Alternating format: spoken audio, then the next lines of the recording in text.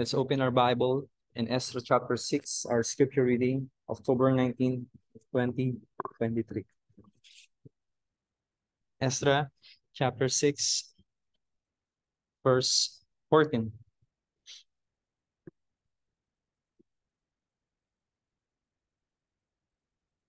Basahin ko po sa inyo. And the elders of the Jews were successful in building through the prophesying of Haggai the prophet and Zechariah the son of Iddo. And they finished building according to the command of God of Israel and the decree of Cyrus, Darius, and Artaxerxes, king of Persia. Purihin ng Diyos sa pagkabasa ng kanyang salita. Dadako po tayo ngayon sa ating preaching last month ay nasa New Testament tayo. The way I create our sermon is alternate. So we stay for one month in the New Testament, and then the other month will go to Old Testament. Nang sa gayon, hoping that all the Bible, part of the Bible will be preached to us. So let's go to the Old Testament. Mga kapatid, perhaps you are looking for success ngayon. Small scale or big scale. Sa task na meron ka ngayon, sa mga bagay na pinaplano mo, you want success. And success is not bad. Success comes from God, mga kapatid. Success is in God's hand. Wala na po tayong, bilang Kristiyano, alam natin na ang Diyos ay dakila. At alam natin lahat ng mabuting bagay galing sa Kanya. And that is, one of those is success. Success, I think, becomes bad in a sense that we try to achieve it with our own strength so as to forget the ways of God and nagkaroon tayo ng pride at the end. But makikita natin, kapag kumilos ang Diyos at binigay niya sa atin ng success, we give all the glory to God, mga kapatid. Speaking of success, mga kapatid, I want to share with you dalawang bagay paano maging successful. Dalawang bagay kung paano maging successful. Bilang Kristiyano na active sa paglilingkod, in different aspect, whether you are in the church or whether you are in your work, is still applicable sa atin, mga kapatid. The first one is this. In verse 14, makita natin, and the elders of the Jews were successful in building through the prophesying of Haggai, the prophet, and Zechariah, the son of Iddo. Ang background po ng Ezra, mga kapatid, sila po ay galing sa Persia. Ang Israel ay sinakop ng Assyria, ng Babylonia, and in the time na nanalo po ang Persia over Babylon, lahat po ng exile, lahat ng slaves ng Babylon ay pinauwi na po papunta doon sa Israel. And pagbalik po nila sa Israel, meron po silang proyekto na kailangan gawin.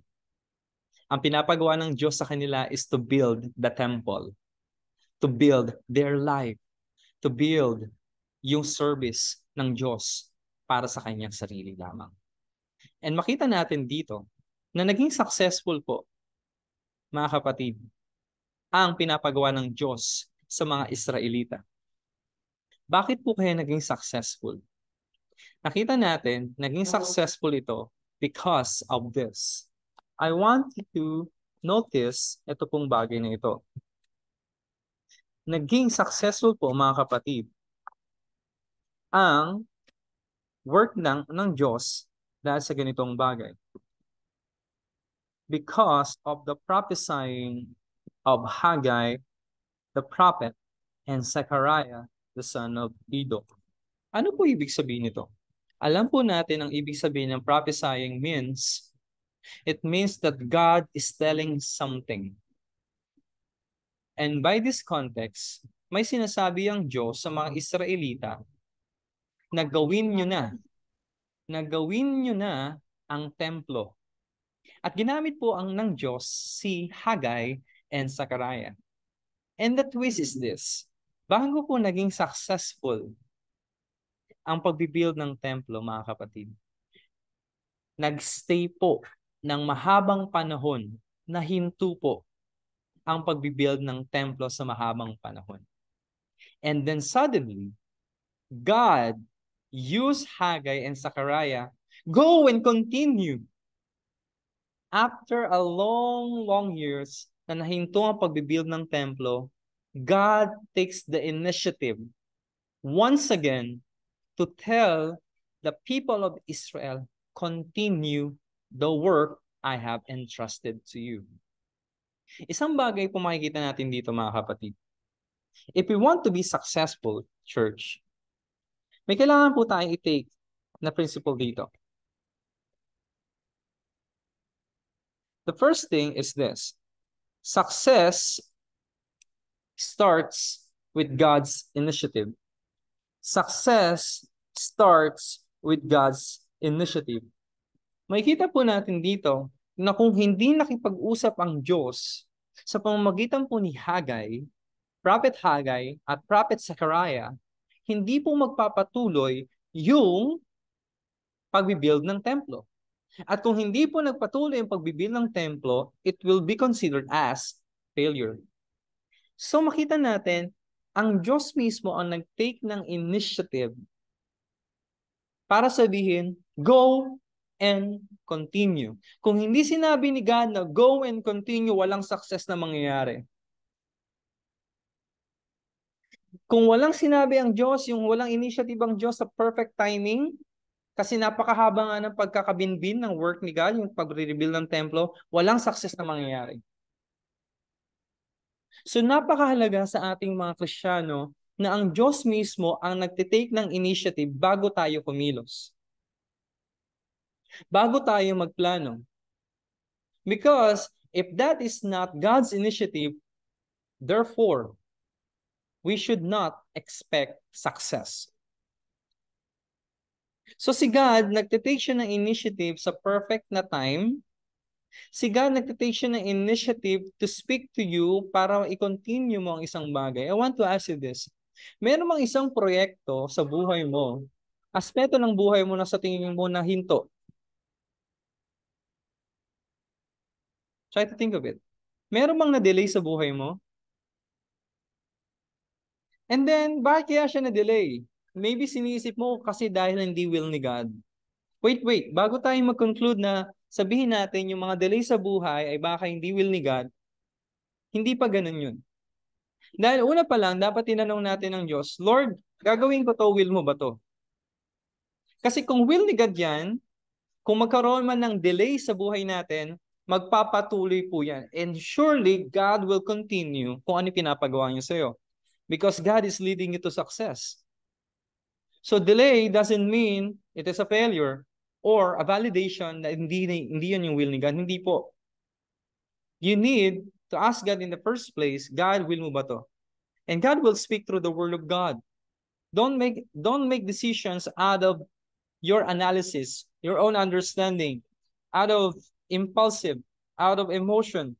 God will always speak to you through His word. Dahil, mga kapatid, alam mo na, ito talaga yung love letter, ito talaga yung way kung paano nag-speak si God. And this is really personal. If God is personal, He will speak to us in a very personal way through His word. So kung ngayon, naghihintay ka pa rin na i-continue yung work na yun, maaaring mayroon kang desisyon na nabinbin, at ang tagal na nabinbin yan, maghintay ka ng initiative ni God bago may continue. At mas safe tayo doon. And mas peaceful tayo doon.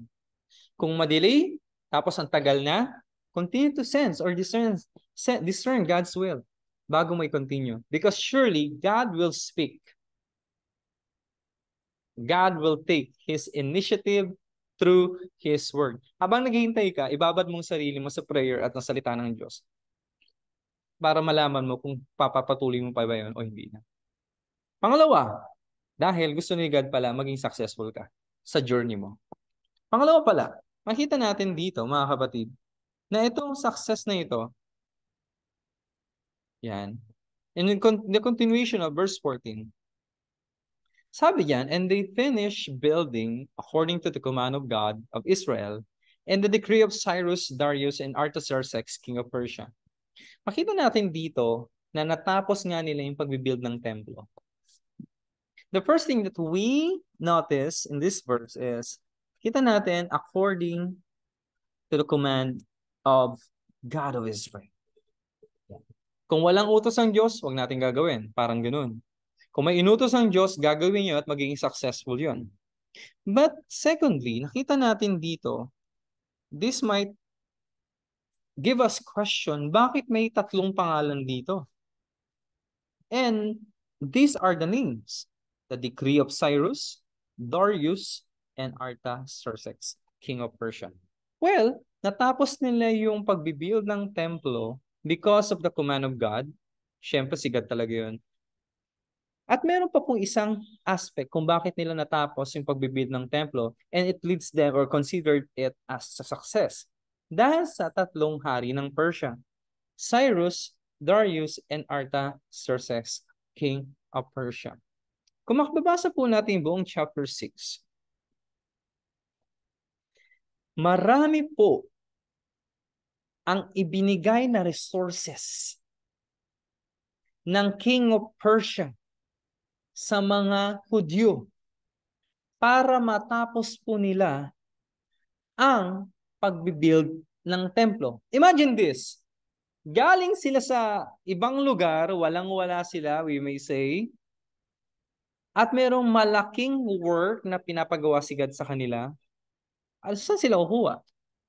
Well, ang sagot is this. God used yung mga kings na ito to provide yung lahat ng kailangan nila para makapag-build sila ng templo. At hindi lang yung mga resources, hindi lang mga materyales. Binigay din ng mga kings ng Persia yung mga pang-offer nila kay God.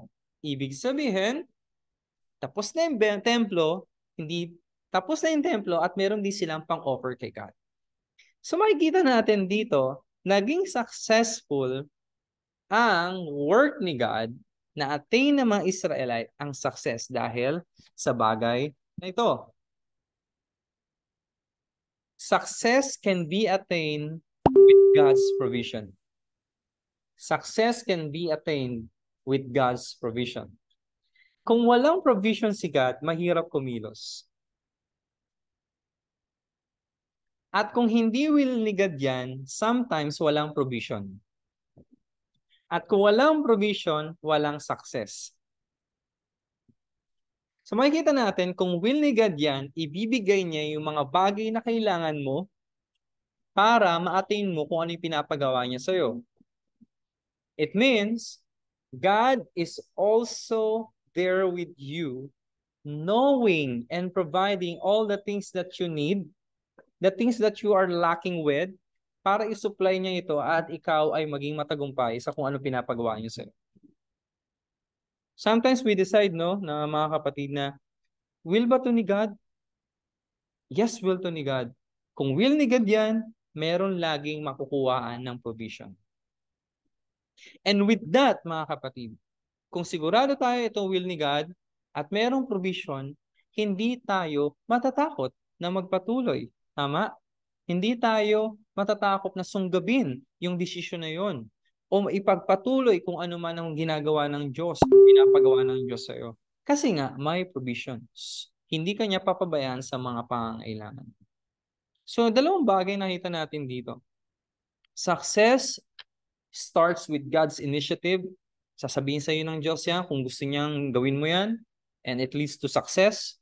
Pangalawa, kung sa sinasabi ng Diyos na gawin mo yan, hindi kanya hayaan na magkulang, kundi ibibigay niya din yung mga provisions para sa iyo.